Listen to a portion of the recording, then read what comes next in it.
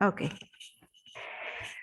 Ahora, es importante que ustedes comprendan en realidad lo que significa booleano, ¿verdad? Porque no es que yo voy a almacenar la palabra falso o la palabra verdadero dentro de este tipo de datos, como lo haría, por ejemplo, con una variable de tipo cadena de caracteres, donde yo puedo almacenar palabras completas. No, él ya entiende que únicamente puede reconocer dos estados.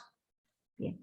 En una condicional, vaya, en una instrucción sí, entonces sí, no, que ya sabemos que en la instrucción sí, ¿verdad? Tiene su parte verdadera y tiene su parte falsa. Yo podría hacer una pregunta del tipo, vaya, ¿posee licencia de conducir? Y esa respuesta yo la puedo almacenar en una variable de tipo booleano, porque no va a caber algo como que diga, pues sí, yo tengo un poquito de la licencia. No, o es sí o es no. No cabe, ¿verdad?, una tercera alternativa ahí. Entonces, prácticamente yo puedo decir sí, licencia de conducir, siendo licencia de conducir una variable booleana. Entonces, solo pregunto por eso, sí, licencia de conducir, estoy preguntando si la tiene. Ahora, si yo digo, si la niego, a no, licencia de conducir, estoy preguntando si la variable está en un estado de falso. A este tipo de variables también se les conoce como lógicas, porque se utilizan en expresiones de tipo lógico. ¿Se recuerdan ustedes cuáles son las expresiones de tipo lógico?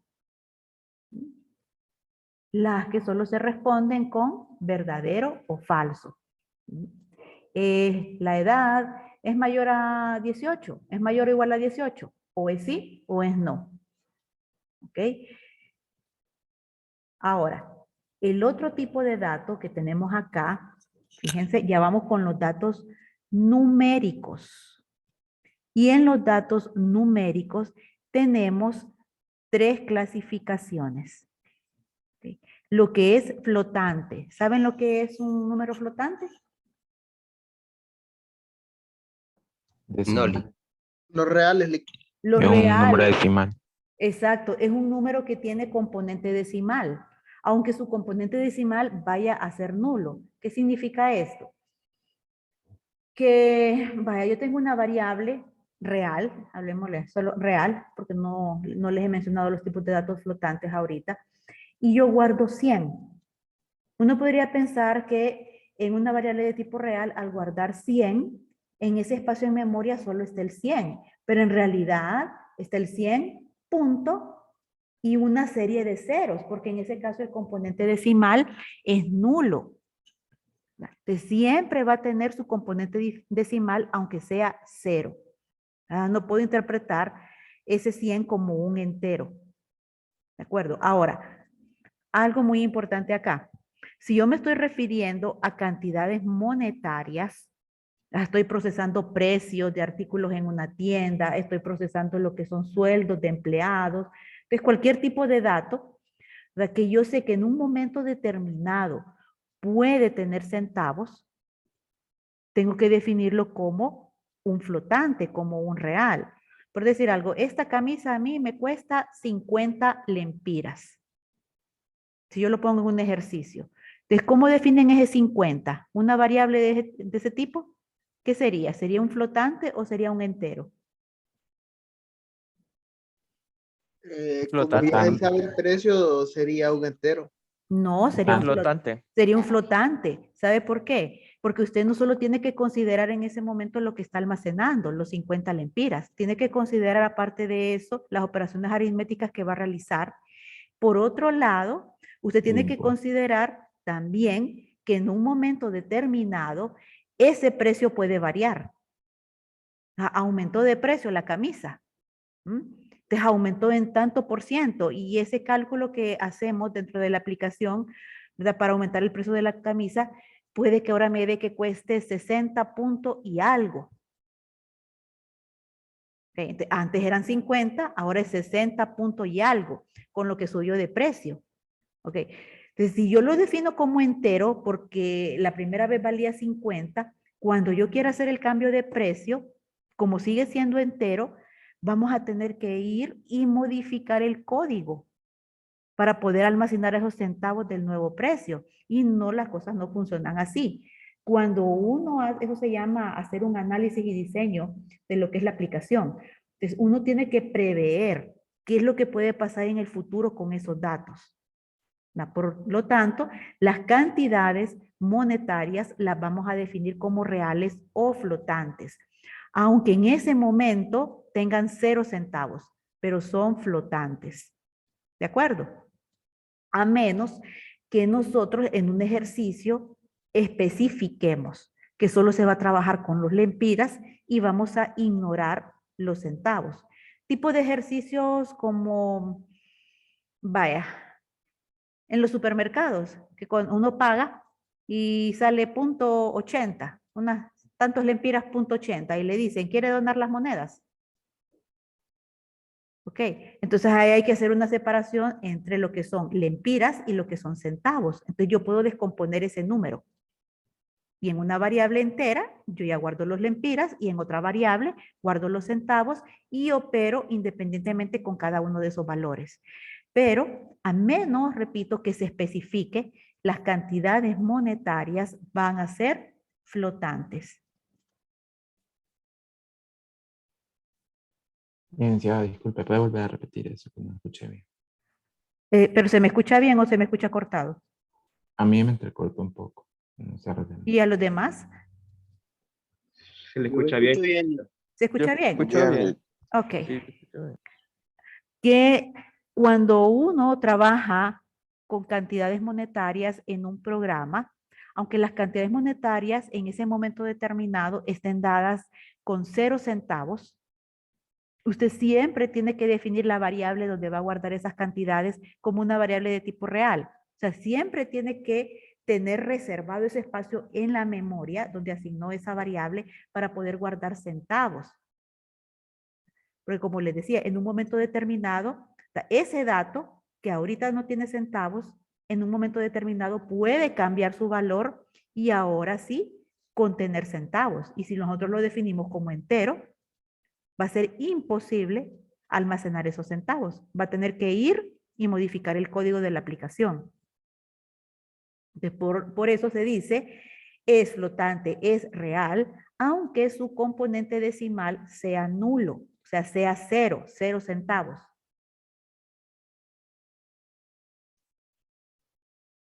Bien.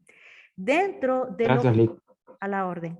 Dentro de los flotantes, o sea, de los numéricos flotantes, nosotros podemos distinguir, y esto es en base a la cantidad de memoria que ocupa en el computador.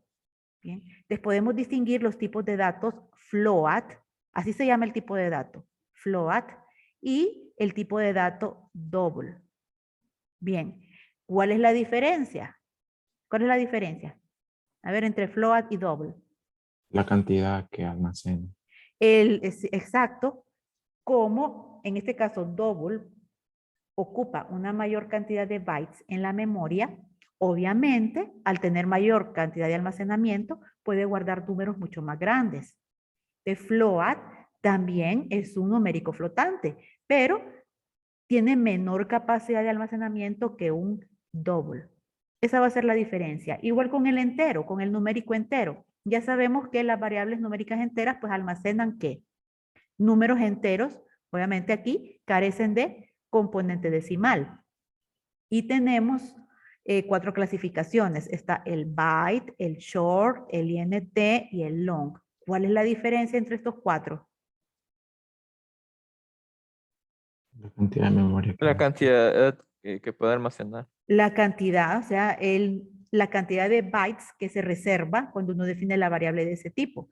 ¿Cuál es el que tiene mayor cantidad de almacenamiento de estos tipos de datos enteros? long. El El long. long. Aquí están long. listados, exacto, están listados desde el que tiene la menor cantidad o capacidad de almacenamiento, que es el byte, después tenemos el short, después tenemos el INT, después tenemos el long, que es el que tiene la mayor capacidad de almacenamiento.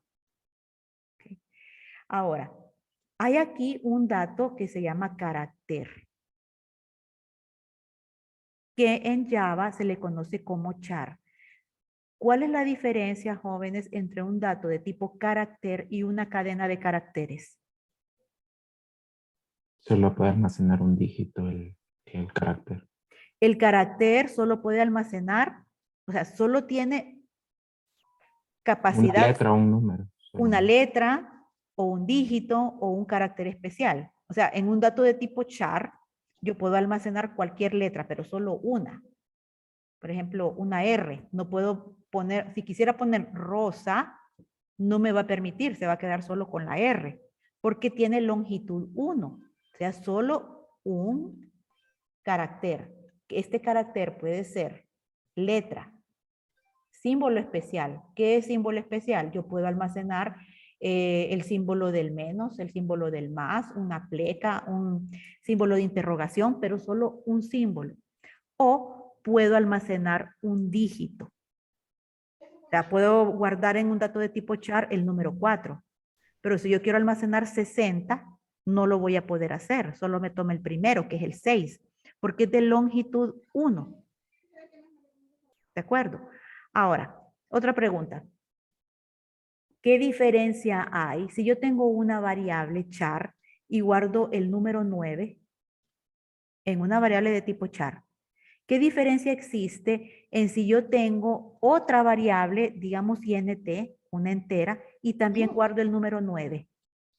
¿Son iguales esos dos valores? El 9 char y el 9 entero. No, Lick. ¿Cuál No, es la diferencia? No, las letras. el No, carácter ¿Cuál si, el char si no me es equivoco, el carácter letra. almacena el código del, Solo puede como el almacenar código una. A. Pero, o sea, las letras licenciadas de escribir 9 y el número como tal. Yo A creo que ver, es como el ajá. char, como que como, por decirlo así, lo almacena como que fuera una letra, ya sea, si char lo almacena al 9, lo va a tomar como una letra, pero el entero lo va a tomar ya como Lo un que número. pasa, sí, lo que pasa es No que se puede utilizar como en una operación no lo aritmética. reconoce como un número, ¿verdad? Cuando yo defino un dígito, o sea, almaceno un dígito dentro de una variable que es char, el compilador ignora que eso es un número. Lo toma como un dato que es alfanumérico. Hay una diferencia entre lo que es alfanumérico y lo que es numérico. Entonces, lo que es alfanumérico, a pesar de que sea dígito, no se puede trabajar directamente como un número. Vamos a poner eso en la pizarra.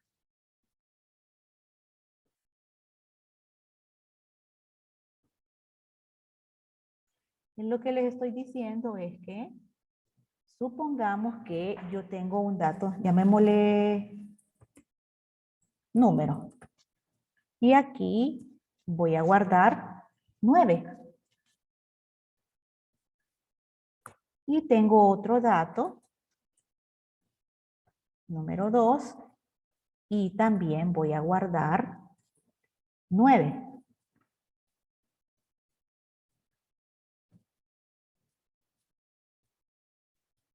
Bien. ¿Cuál es la diferencia de este 9 contra este otro 9? Bien, que este de aquí realmente sí es un número porque está definido como un INT y un INT entra en la categoría de los datos de tipos numéricos.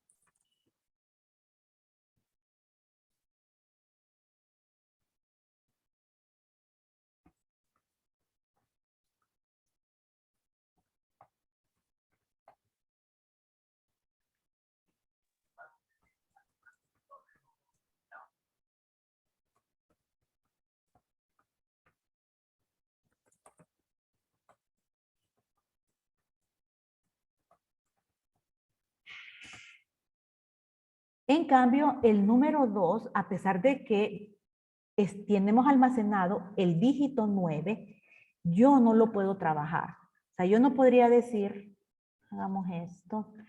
Vale, digamos que tenemos también INT suma.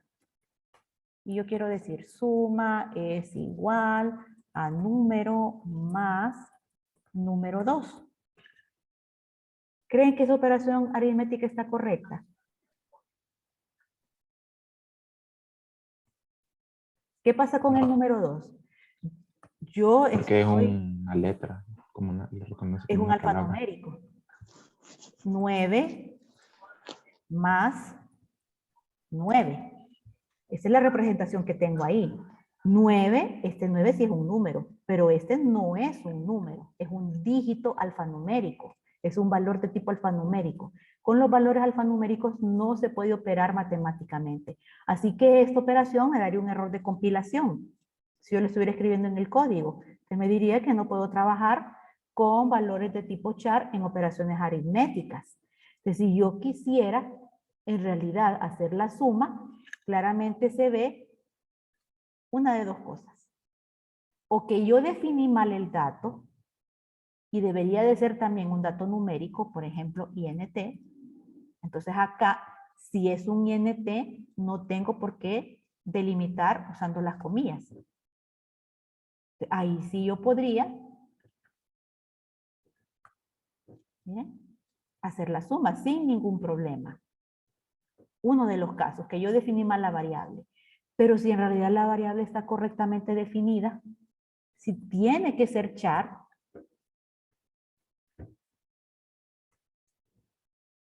pero yo necesito hacer esa suma, 9 números más 9 alfanuméricos, no es que sea imposible. Claro que la puedo hacer.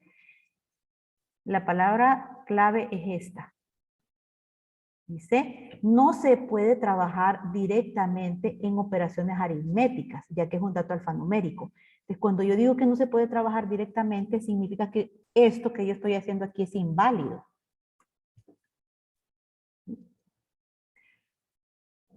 Pero puedo hacer algo. Y ya lo vamos a ver cuando miremos los datos de tipo RAT. Puedo hacer conversión de tipos de datos. Yo puedo decir, digamos, convertir, no voy a poner ahorita la instrucción, sino que para que entiendan el concepto, convertir a INT. ¿A quién voy a convertir a INT? A char número 2. A este.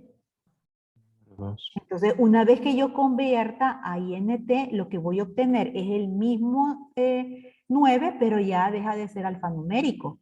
Este que sí es número, más, una vez que hice la conversión, lo que yo obtengo es de 9 char a 9 números. Ahí sí ya puedo yo realizar la operación aritmética.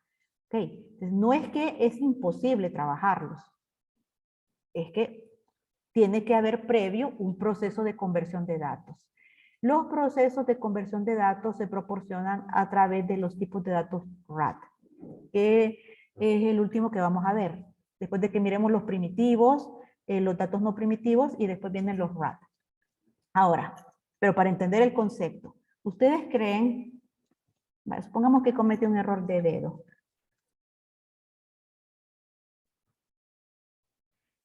¿Podría hacer la conversión a un número entero de ese valor, 9A? No. No, ¿por qué? No, yo creo que no. No, ¿verdad? No. No se puede, porque estoy diciendo convertir entero. Yo puedo convertir a un número la letra A. ¿Sí o no? No. No. No. No, porque es una letra. Es una letra. Entonces acá, bueno, si esto fuera un string, cadena de caracteres. ¿Mm? Porque puede venir alguien que diga, ay, no, esto está correcto, mire.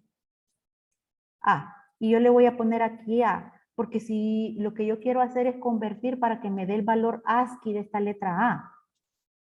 Pero ese es otro tipo de operación, porque yo quiero sumar ese valor.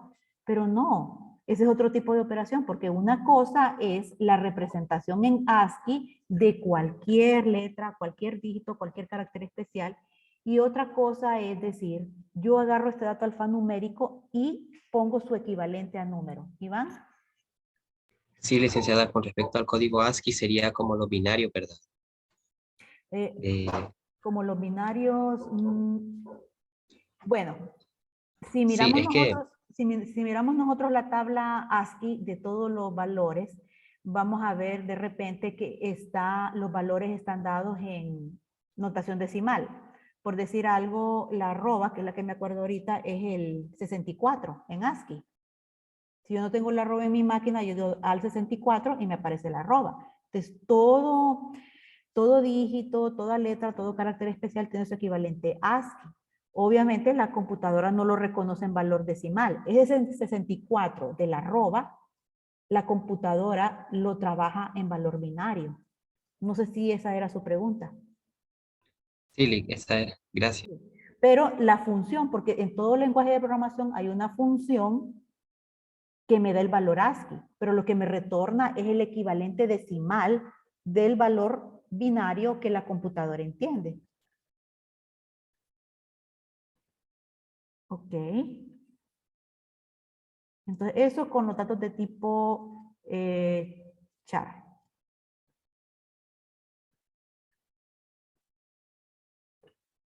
Ahora, la siguiente clasificación son los no primitivos. Aquí tenemos lo que son cadenas de caracteres. Tenemos arrays y hasta aquí vamos a... No, tenemos otro, archivos de texto que vamos a ver en esta asignatura. ¿Cuál es la diferencia entre un dato primitivo y un no primitivo? Bueno, dicho de manera muy básica, los datos no primitivos se caracterizan porque son un conjunto de valores primitivos. Vamos a explicar estos dos, string y array. Y creo que mejor salimos y volvemos a entrar. Queda menos de 2 minutos.